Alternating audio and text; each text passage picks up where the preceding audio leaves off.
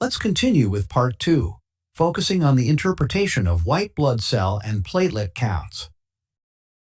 My approach might differ from traditional methods, but it is based on my experience and 14 to 15 years of working with Sysmex equipment.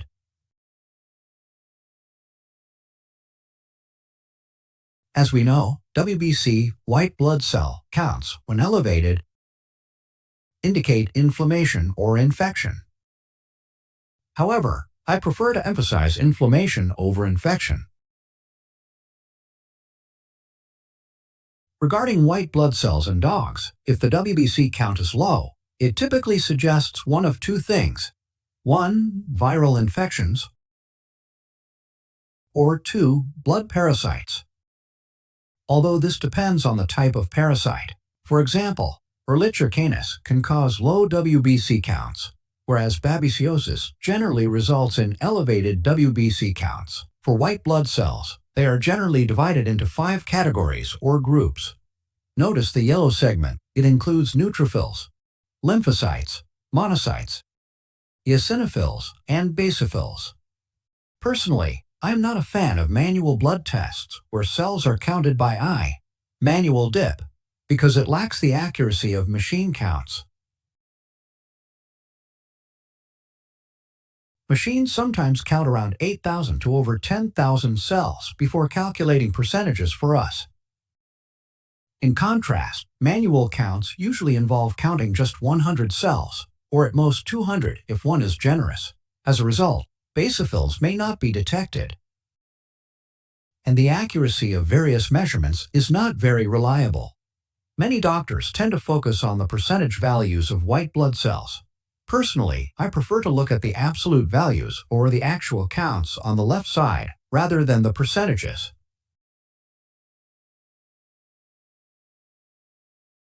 Why do I avoid looking at percentages? We must remember that the calculation method involves taking the absolute count for each type of white blood cell, dividing it by the total white blood cell count, and then multiplying by 100 to get the percentage. Therefore, in cases where the total white blood cell count is not very low, the percentage values become almost meaningless.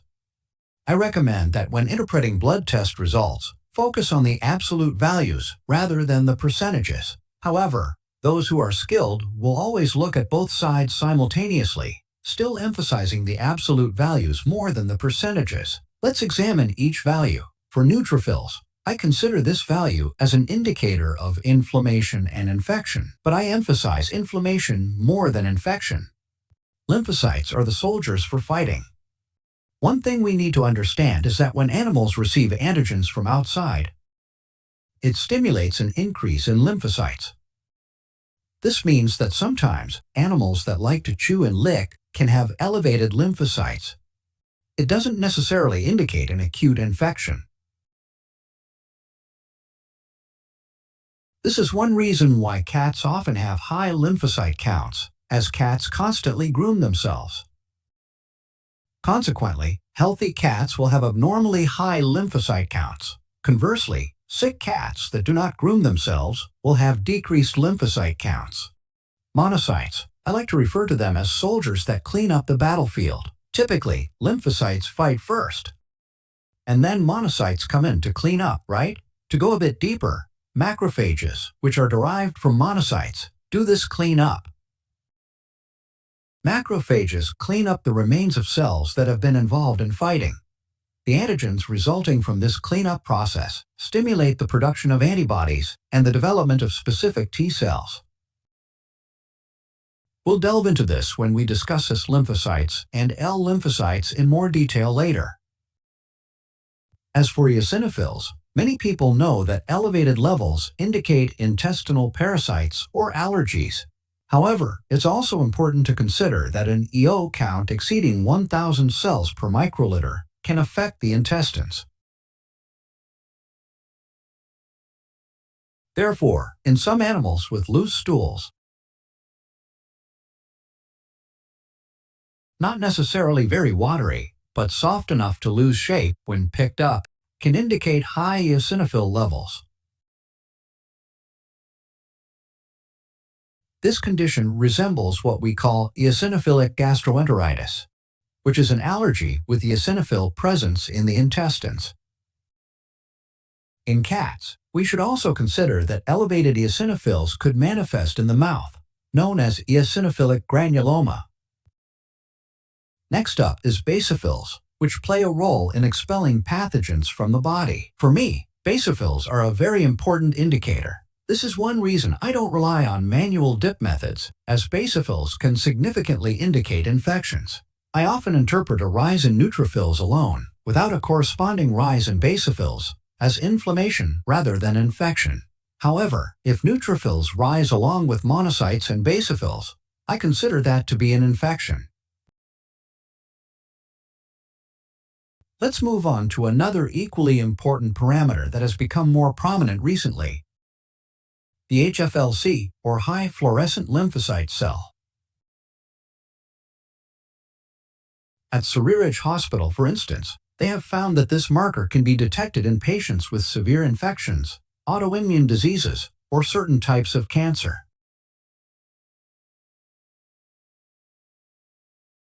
In animals, high HFLC levels can be associated with blood parasites and viruses, as well as some cancers.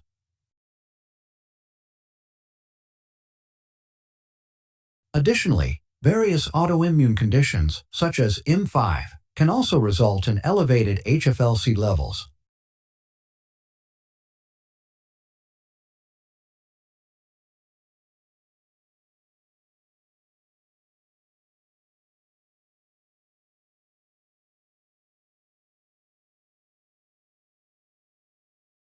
The next value is Ig, also known as immature granulocyte. This value is important because it indicates that if it is elevated, the body is struggling to control an infection.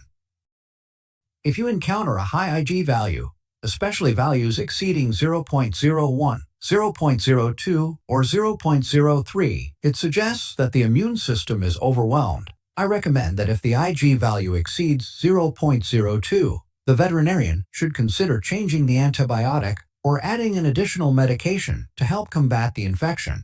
Next, let's talk about a term called TNCN. TNC stands for total nucleated cell. This value is derived from adding WBC, white blood cells, to NRBC, nucleated red blood cells. As mentioned, NRBC are not white blood cells, they are nucleated RBCs.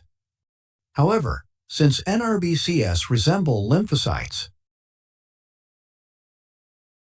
general blood analyzers might mistakenly count NRBCs as lymphocytes. Thus, when general blood analyzers report WBC, it might include NRBCs, which leads to an inflated WBC count.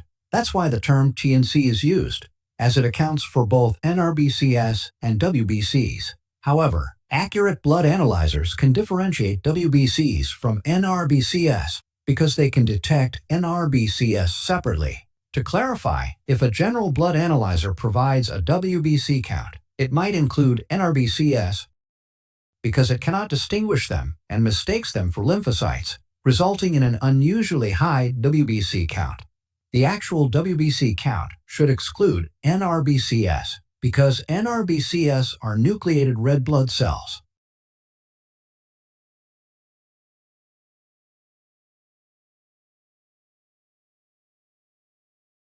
NRBCs are useful as they provide specific insights, which were discussed in Part 1. Therefore, TNC is derived by adding NRBCs to WBCs to give the total nucleated cell count. Let's move on to the final two important values: LYMP and LLYMP. It stands for small in small lymphocyte, and L stands for last in last lymphocyte. So, SOMP refers to small lymphocytes, and LOMP refers to last lymphocytes. In healthy animals, as LYMP is always higher than LLMP, sometimes 2, 3, 5, or even 10 times higher. The higher the ratio, the better. However, when the body is overwhelmed, facing inflammation or infection, or experiencing abnormalities, the LLYMP value will become equal to or even higher than this LYMP value. So, what is LYMP? So, these are cytotoxic T cells, or NK cells. Therefore, when there is an infection, NK cells go to fight, right?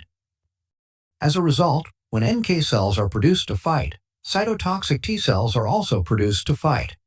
That is the L-lymph,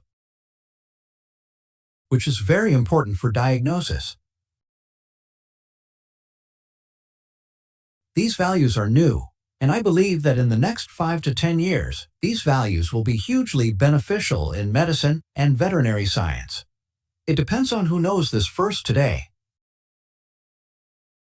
The reason I'm talking about this is because I've seen that other countries are already far ahead, and we want to explain that Thai doctors are aware too.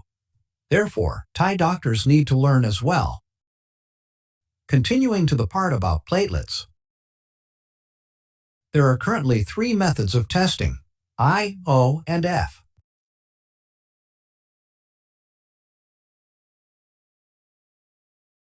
What I'm discussing today is platelet F. The I stands for impedance, which measures electrical resistance. O stands for optical, and F stands for fluorescent. O and F methods delve deeper, examining DNA and RNA using special staining techniques, providing clearer platelet values. Let's revisit the I method first. I, impedance, measures electrical resistance. The downside of impedance is its limitation regarding size. It cannot accurately differentiate abnormalities in size without delving into DNA or RNA levels. Optical involves more in-depth examination of DNA and RNA, offering clearer results. However, F, fluorescent, has the advantage of providing a clearer immature platelet fraction (IPF) value.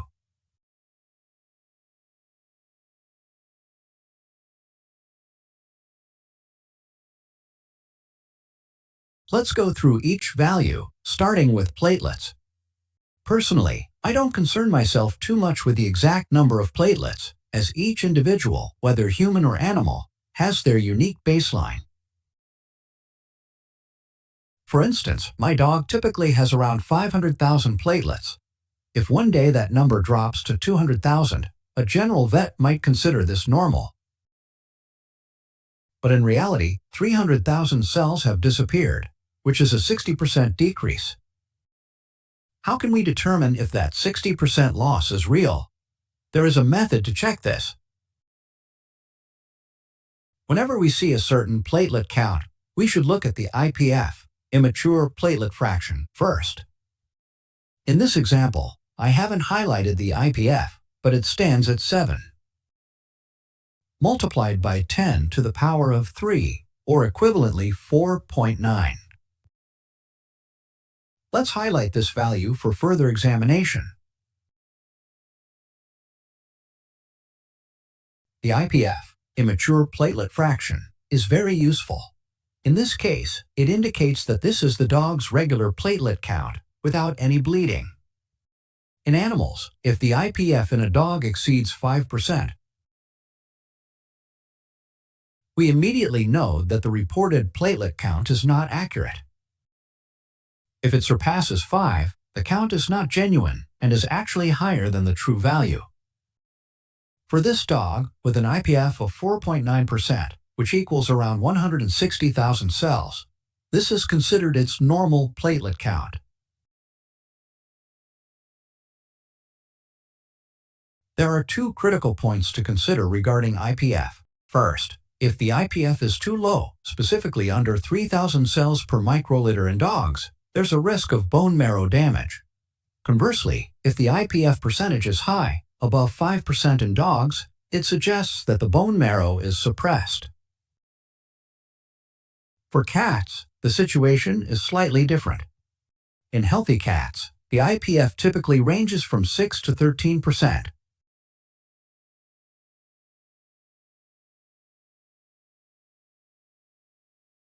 But in cats with serious conditions, the IPF can exceed 20 to 30%.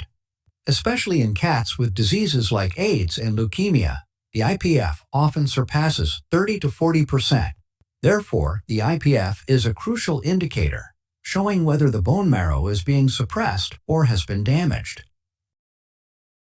It is important to differentiate between suppression and damage, as they are not the same. The next important parameter is the platelet blast cell ratio, abbreviated as PLCR.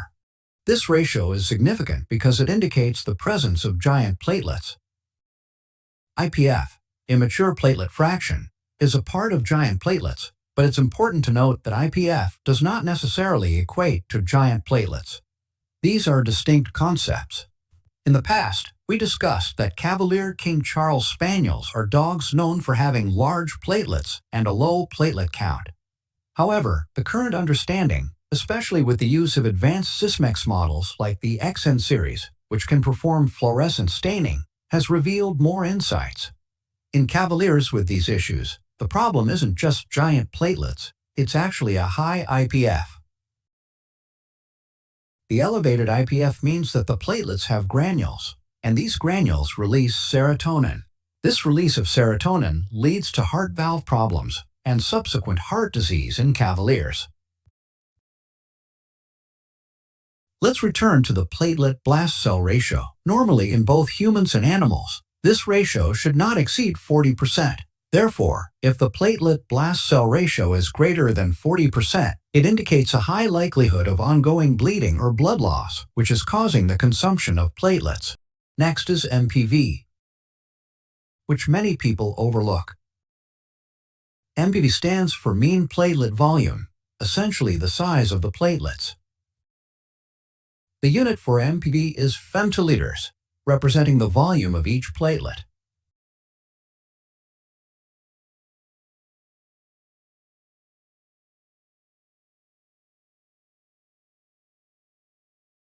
It's important to understand that when there's platelet loss, the bone marrow compensates by producing immature platelets, which are larger. Hence, an increase in MPV suggests that new, larger immature platelets are being produced to compensate for the loss. For example, if the normal MPV range in dogs is 9 to 13, a dog losing platelets and compensating by producing new ones will have an MPV closer to or exceeding 13. Typically, platelets around 8, 9, or 10 femtoliters are better because smaller platelets are generally preferable. Large platelets indicate new, immature platelets being produced in response to platelet loss, suggesting bleeding. Consequently, when there's platelet loss and new platelets are produced, the distribution width of the platelets increases due to the varying sizes of the platelets. Therefore, the PDW, platelet distribution width, will also increase. For instance, in animals, a PDW of up to 18 is acceptable. If it approaches or exceeds 18, it indicates platelet loss and the production of new platelets to compensate for it.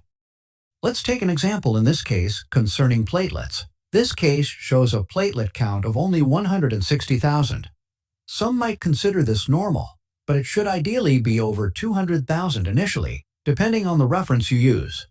I don't memorize what the normal platelet count should be for that particular dog, because for breeds like Shiba and Akita, a platelet count in the tens of thousands is normal. Let's proceed further. After seeing these results, we first look at the IPF, which should be 5. In this case, it is 4.9, emphasizing this is for dogs, not cats. Consequently, we also check that the platelet blast cell ratio is not over 40. The MPV is currently 11.3 and hasn't approached 13, and the PDW is 14.3 and hasn't reached 18.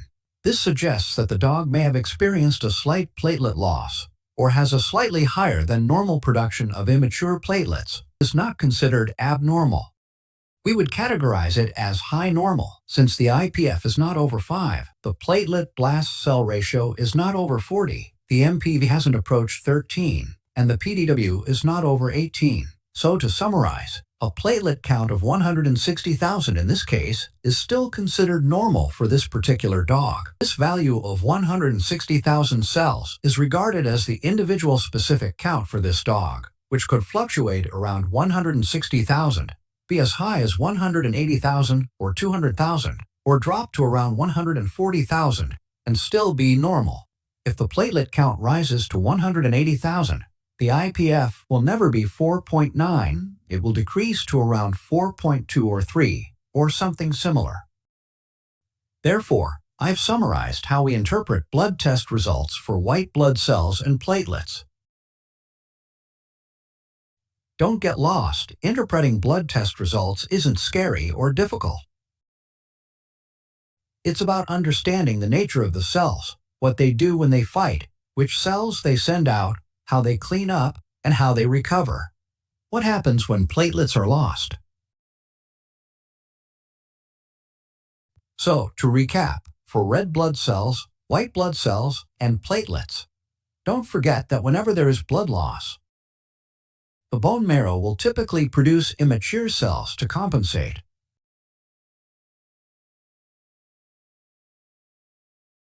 When immature cells are produced to compensate, we will see an overall increase in the size of that type of cell, often exceeding the standard size.